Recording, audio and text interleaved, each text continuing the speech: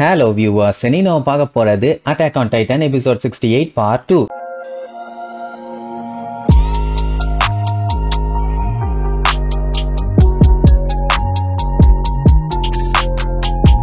Open பண்ணா beach ஓரமா காட்டுறாங்க. அங்க பாத்தீங்கன்னா மார்லைன் சாலையெல்லாம் வந்திருப்பானுங்கல்ல, அதுல ஒரு குக்கு பயங்கரமா சீ ஃபுட் எல்லாம் எடுத்து சமையல் பண்ணி வச்சிருப்பானா. அதை பார்த்துட்டு என்ன கன்றாவி ஃபுட் ஆயுதுங்கிற மாதிரி கேட்பாங்க. ஏன்னா நம்மளுக்கு இது வரைக்கும் சீ ஃபுட் எல்லாம் சாப்பிட்டது இல்ல. காட்டுக்குள்ள வேட்டையாடி சாப்பிடுவாங்க, இல்லாட்டி விவசாயம் பண்ணி சாப்பிடுவாங்க. இது புதுசா இருந்த உடனே எல்லாரும் இருந்துட்டு இது மார்லைன் குக்கிங், நம்ம நிக்கோலா மாஸ்டர் தான் இதை பண்ணிருக்காரும்பாரா. அவன் பாத்தீங்கன்னா வேண்டா வெறுப்புக்கு சமைச்ச மாதிரி சமைச்சிட்டு இருப்பான். உங்களுக்கு பிடிக்கலன்னா தயவு செஞ்சு திங்காதீங்க, போயம் உங்களுக்கெல்லாம் சமைக்கிற நிலைமை எனக்கு வந்துருச்சு பாருன்னு சொல்லிட்டு இருக்கும் போதே எடுத்து ஒரு கடிதான் கடிப்பா, செம டேஸ்ட். அதுக்கப்புறம் விடவே மாட்டா, லபக லபக லபக லபகுன்னு கேப் விடாம திரும்பா. அவ சாப்பாடை எப்படி சாப்பிடுவான்னு நம்ம எல்லாத்துக்கும் நல்லாவே தெரியும். ஒரு உருளைக்கிழங்கை கிடைச்சாலே விட மாட்டா. விருந்தே கிடைச்சிருக்கு விடுவாளா, ஏமா கொஞ்சம் மெதுவா சாப்பிடுமான்னு நம்ம கோணி மத்தவங்க எல்லாம் சொல்லுவாங்க. கண்டுக்கிற மாதிரி இல்ல. அதுக்கப்புறம் தேம்பி தேம்பி அழுதுகிட்டு, நிக்கலோ நீங்க ஒரு சாப்பாட்டு ஜீனியஸ், சமையல கிளி கிளின்னு கீச்சிட்டீங்கம்மா. அவன் பதறுவான், ஏமா மனுஷி மாதிரி சாப்பிடு, இப்படி பண்ணி மாதிரி சாப்பிடாதேன்னு. மத்தவங்களும் அவள மாதிரியே கொடூரமா திங்க ஆரம்பிச்ச உடனே என்ன பண்றாங்க இவங்க, வேத்தனமா திங்கிறாங்க. சரி சாப்பிடுங்க,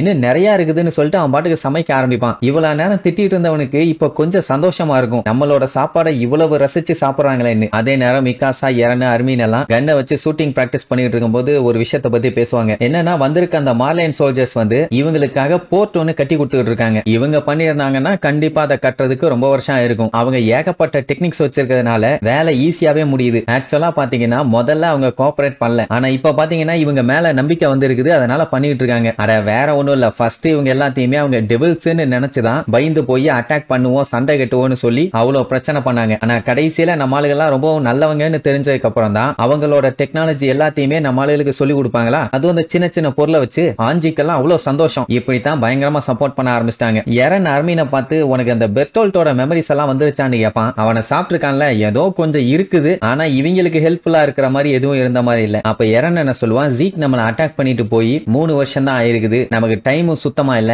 சீக்கிரமா ஏதாச்சும் பண்ணணும்பா. அப்படின்னா எலனாவோட பிளான் படி இவங்க போறாங்களான்னு பார்த்தா அதுல அர்மீனுக்கு கொஞ்சம் தயக்கம் தான். ஏன்னா இவங்க கிட்ட இருக்க ரிசோர்சஸ வச்சு எல்டியன்ஸை காப்பாத்த இவங்க வேர்ல்ட த்ரெட்டன் பண்ணணும், அப்பதான் அவங்களை காப்பாத்த முடியும். அப்படி பண்ணிட்டா நிஜமாவே இவங்க இந்த உலகத்துக்கு டெவிலா தானே தெரிவாங்க. பட் அதுக்கு முன்னாடி நம்ம மார்லைஸ் எல்லாத்துக்கிட்டையும் பேசணும். நம்ம மட்டும் பேசி மார்லைன் மட்டும் இல்லாம இந்த உலகத்துக்கே நம்ம நல்லவங்க தான், நம்ம டெவில் இல்லன்னு சொல்லிட்டோம்னா அதுக்கப்புறம் எந்த ஒரு பிரச்சனையுமே இருக்காதே. பட் எரன் வந்து அவங்க எல்லாம் உன்னை பேசலாம் விடமாட்டாங்க கண்ணா, இந்த உலகத்துக்கு நம்ம மான்ஸ்டரா தான் தெரியும், பார்த்த உடனே சுட்டுக்கொள்ள மட்டும் தான் பாப்பானுங்க. சொல்ல போனா அவங்க நினைக்கிறதுல என்ன தப்பு இருக்குது, நம்ம நிஜமாவே டைட்டன்ஸுங்க தானே, நம்மள மான்ஸ்டரா தான் பாப்பாங்க.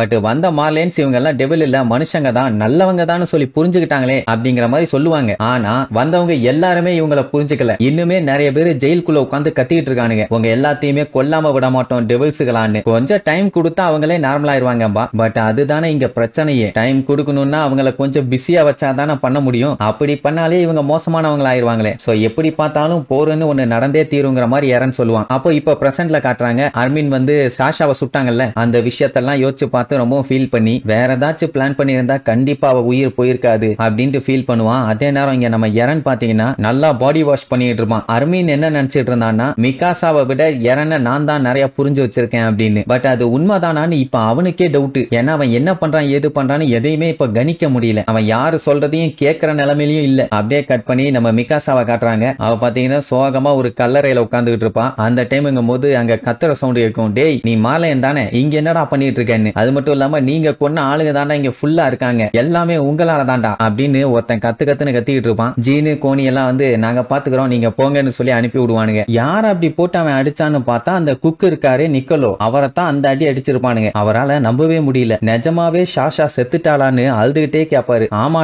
உடனே என்னடா பண்ணிட்டு இருந்தீங்க, அவ சாகரத வேடிக்கை பார்த்துட்டு இருந்தீங்களா அப்படின்னு அவங்கள போட்டு வண்ட வண்டியா திட்டுவாரு. ஒரு சின்ன பொண்ணு நாங்க எதிர்பார்க்காத நேரத்துல ஏர்ஷிப் குள்ள வந்து சடனா அவளை சுட்டுட்டா, இதை நாங்க கொஞ்சம் கூட எதிர்பார்க்கவே இல்லை. அண்ட் அந்த சின்ன பொண்ணு ஒண்ணு நார்மலான பொண்ணு இல்ல, அவளை ட்ரெயின் பண்ணிருக்காங்க அப்படின்னா வாரியர் கேண்டிடேட்டா தான் இருக்குங்கிற மாதிரி சொல்லுவாங்களா. ஜீன் பாத்தீங்கன்னா என்னோட தப்பு தான், நான் கொஞ்சம் கேர்ஃபுல்லா இருந்திருக்கணும், என்ன மன்னிச்சிருங்க அப்படின்னு ரொம்ப ஃபீல் பண்ணுவான். அவரு நீ என்கிட்ட ஏன்பா மன்னிப்பு கேட்கிற, நான் அவளுக்கு ஜஸ்ட் ஒரு குக்கு மட்டும்தான். எனக்கே இவ்வளவு கஷ்டமா இருக்குதுன்னா கண்டிப்பா உங்களோட நிலைமை எப்படி இருக்கும்னு எனக்கு நல்லாவே புரியுது பாரு. கோனி இருந்துட்டு ரொம்ப ரொம்ப தேங்க்ஸ், அவளுக்கு நல்ல டேஸ்டியான சாப்பாடு கொடுத்தது நீங்க தான் அப்படின்னு ரொம்ப ஃபீல் பண்ணுவான். ஆக்சுவலா ஷாஷாவும் நானும் வந்து ட்வின்ஸ் மாதிரி இருந்தோம். சொல்ல போனா என்னோட பாதி உசுறு இப்ப போன மாதிரி இருக்குதுன்னு ரொம்ப ஃபீல் பண்ணுவான். அப்பதான் ஷாஷாவோட அப்பா அம்மா சிஸ்டர்னு எல்லாம் அங்க வருவாங்க. வந்தவங்க கதறி கதறி அழுவாங்க. இவரு பார்த்துட்டு நான் ஒரு மார்லையன், உங்க பொண்ணு நான் குக் பண்ற என்னோட சாப்பாடை தான் நல்லா விரும்பி சாப்பிடுவா, உங்களுக்கு எப்போனாலும் சரி உங்களுக்கு சமைச்சு கொடுக்க நான் தயாரா இருக்கேன், எனக்கு ஒரு சான்ஸ் கொடுங்க. உடனே சரி ஓகே எங்க வீட்டுல வேணா சமைச்சு கொடுங்க அப்படிங்கிற மாதிரி சொல்லிட்டு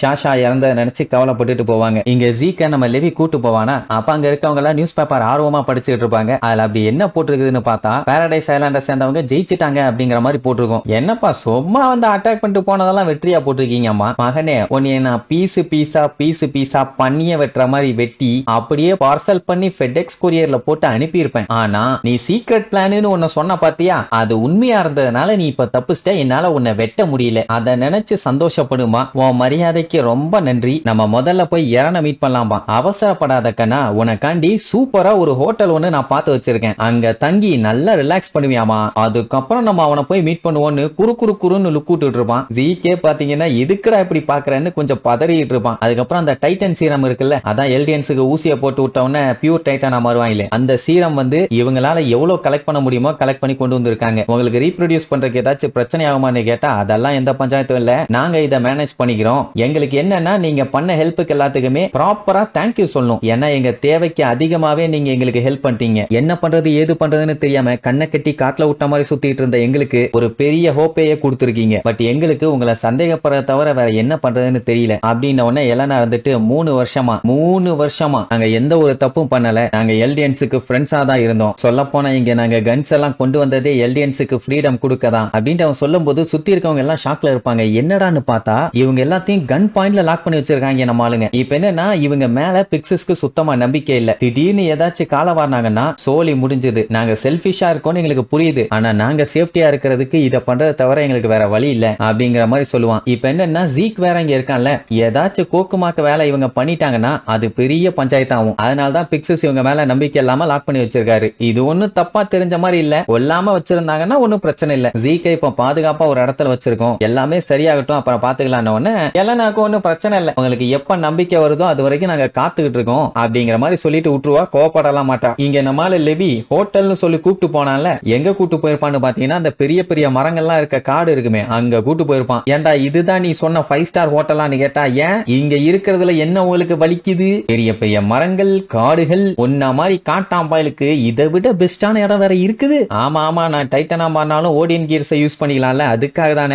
சரி பரவாயில்ல, கேபியும் ஃபால்கோவும் எங்க இருக்காங்க, அவங்களையாச்சும் பார்க்க முடியுமான்னு கேட்பான். அவங்க பத்திரமா இருக்காங்க, ஒன்னும் பஞ்சாயத்து இல்லாம. எங்க இருக்காங்கன்னு பாத்தீங்கன்னா ஜெயில போட்டு வச்சிருப்பாங்க. ஃபால்கோ சைலண்டா இருப்பான், ஆனா கேபி இருக்காளே எரனு உன்னை கொல்லாம விட மாட்டேன்னு பல்ல கடிச்சுக்கிட்டு இருப்பான். நம்ம அருமை நின்னு கதையை சொல்லி முடியல. எரன் பாத்தீங்கன்னா எல்லாத்தையுமே தனியா நின்னு பண்ணிட்டு இருக்கான். அவனுக்கு நாங்க ஹெல்ப் பண்ணாலும் சரி பண்ணாட்டியும் சரி கண்டிப்பா கொடூரமான சம்பவங்கள் நடக்கத்தான் செய்யும். அதுலயும் நாங்க ஏகப்பட்ட பேர்த்த இந்த டைம் கொன்னுட்டோம். நேவி ஆளுங்க ஆர்மி ஆளுங்க மட்டும் இல்லாம நிறைய அப்பாவி சிவிலியன் செத்து இருக்காங்க, சின்ன பசங்க செத்து இருக்காங்க, கண்ணை மூடி திறக்கிறதுக்குள்ள என்ன நடந்துச்சுன்னு தெரியாம செத்து இருக்காங்க. அங்க இருந்த போர்ட் மொத்தமா அழிஞ்சு போச்சு. பீஸ்னு ஒண்ணு கிடைக்கும்னு நினைச்சேன், ஆனா இனிமேட்டு அதுக்கு வாய்ப்பே இல்ல. அந்த பீஸையே நாங்க கொன்னுட்டோம். நீங்க அன்னைக்கு என்ன பண்ணீங்களோ அதைத்தான் நாங்களும் இன்னைக்கு பண்ணிருக்கோம் அப்படின்ட்டு யாருகிட்ட இவ்வளவு நேரம் பேசிட்டு இருந்தான்னு பார்த்தா நம்ம ஆனி. அவ இன்னுமே அந்த கிறிஸ்டல்குள்ளதான் இருக்கா. ஏதாச்சும் சொல்லு ஆனி சொல்லும்பா. அவதான் இத்தனை வருஷம் ஆயுமே எந்த ஒரு அசைவும் இல்லாம இருக்காளே, இனி வெளியில வந்தாதான் உண்டு. இங்க மிகாசா கல்லார முன்னாடி உட்கார்ந்துகிட்டு சண்டை போடணும் இல்ல சாவணும், தோத்துட்டாலும் சாவணும், வின் பண்ணா மட்டும்தான் வாழ முடியுங்கிற மாதிரி சொல்லிட்டு இருப்பா. அங்க கேபி வெறியோட ரெடி ஆயிட்டு இருப்பா. எரன் எப்ப கையில கிடைச்சாலும் அவனை கொல்லணும்னு. இங்க எரன் நீளமான முடியெல்லாம் கட் பண்ணிட்டு சண்டையில ஜெயிக்கணும்னா சண்டை போடணும், பயப்படாம சண்டை போடணும், பயங்கரமா சண்டை போடணும்னு படுபயங்கரமா சொல்லிட்டு இருப்பான். சரி இனி இதுக்கப்புறம் கதையில வரப்போற வெறித்தனமான ட்விஸ்ட் எல்லாத்தையுமே அடுத்தடுத்த எபிசோட்ல பார்க்கலாம். டாடா.